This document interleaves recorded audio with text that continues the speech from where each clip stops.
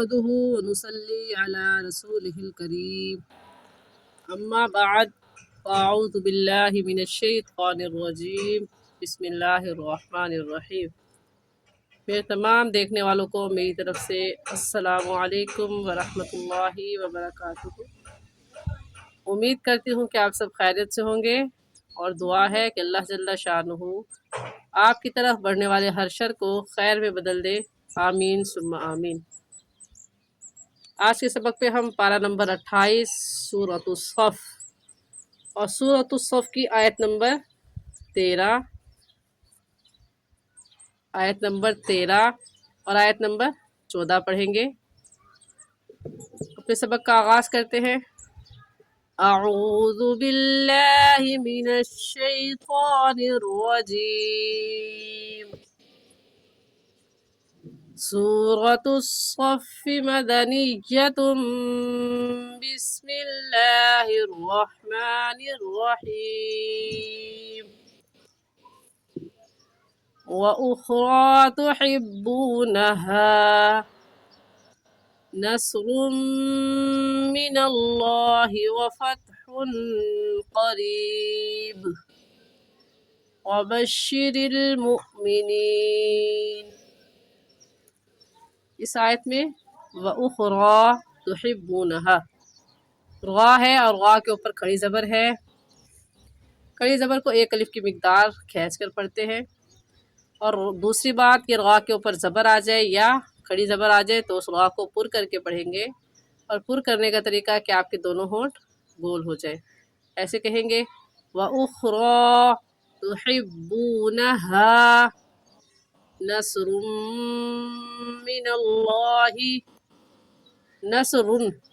نصرٌ را دو پیشرون، یہ کہنا غلط ہے، اور صحیح ہے نصر من اللہ۔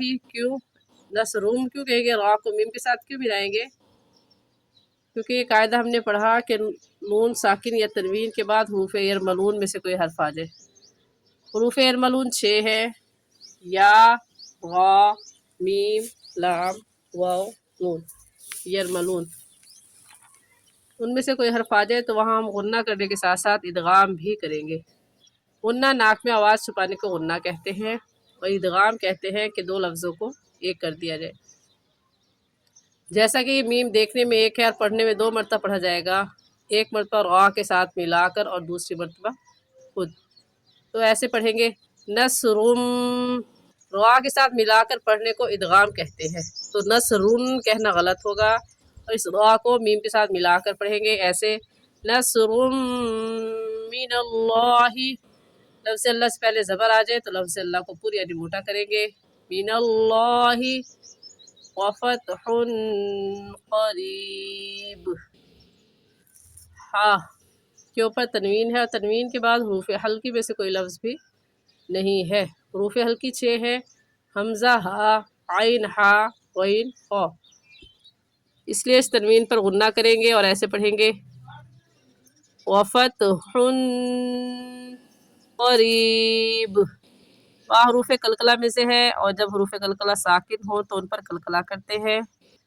یہاں پر طا وقف مطلق کی علامت ہے، اس کا مطلب یہ ہے کہ یہاں پر ٹھہرنا چاہیے، تو جب ہم یہاں پر وقف کریں گے با ساکن ہو جائے گا، اور جب با ساکن ہوگا تو اس پر قلقلہ کریں گے ایسے قریب وبشر المؤمنین۔ دوسری آیت یا ایہا الذین آمنوا کونوا انصار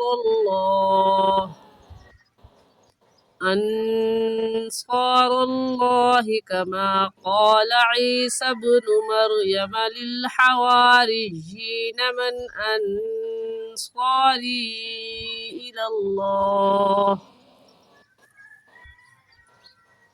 قال الحواریون نحن انصار اللہ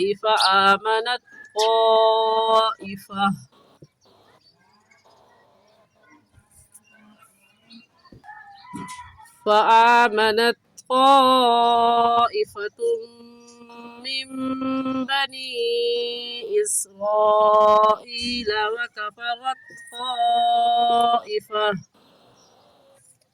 وَأَيَّدْنَا الَّذِينَ آمَنُوا عَلَى عَدُوِّهِمْ فَأَصْبَحُوا ظَاهِرِينَ۔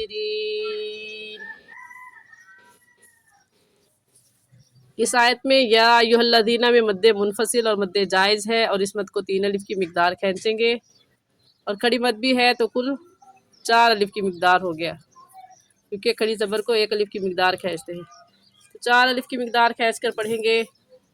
اور ذال نرم حروف میں سے ہے، اکثر حضرات ذال کی جگہ زا پڑھ جاتے ہیں، تو اپنی اس غلطی کو درست کر لیں، ذال کو نرمی سے پڑھیں، اور نرمی سے پڑھنے کا طریقہ یہ ہے کہ اپنی زبان کی نوک کو دونوں دانتوں کے درمیان میں لے کر آنے سے ذال نکلتا ہے، ایسے کہیں گے یا ایھا الذین زین آمنوا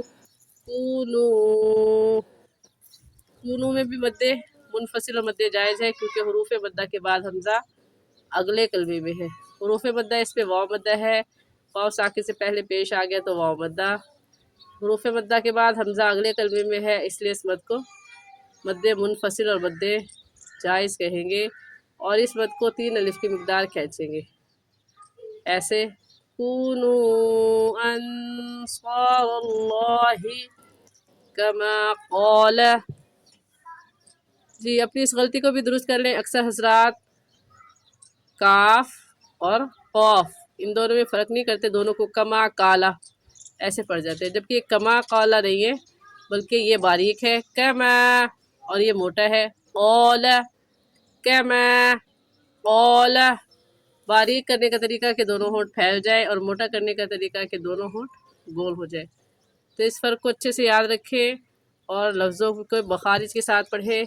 کما قال عیسی ابن، عین حلق کے درمیانی حصے سے نکال کر پڑھا جاتا ہے، نکال کر پڑھیں، عین کی جگہ حمزہ پڑھنا درست نہیں ہے، ایسے کہیں گے نکال کر حلق کے درمیانی حصے سے عیسی ابن مریم للحواریین، ہا حلق کے درمیانی حصے سے نکال کر پڑھا جاتا ہے، نکال کر پڑھیں گے للحواریین من انصاری الی اللہ۔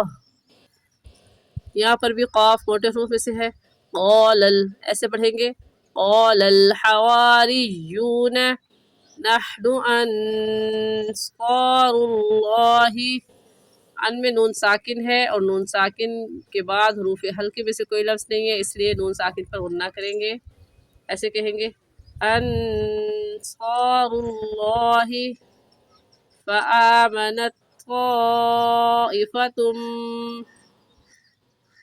یہاں پر بھی طائفتن کہنا درست نہیں ہے، بلکہ اس تنوین کو، اس تا کو اس میم کے ساتھ ملا کر طائفتم پڑھنا درست ہے۔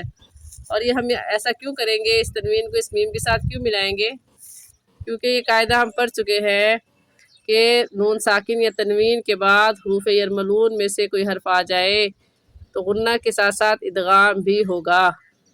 غنہ ناک پہ آواز چھپانے کو غنہ کہتے ہیں، اور ادغام 2 لفظوں کو ایک کر دیا جائے، جیسا کہ میم دیکھنے میں ایک ہے اور پڑھنے میں 2 مرتبہ پڑھا جائے گا، ایک مرتبہ پیچھے والے لفظ کے ساتھ ملا کر اور دوسری مرتبہ خود۔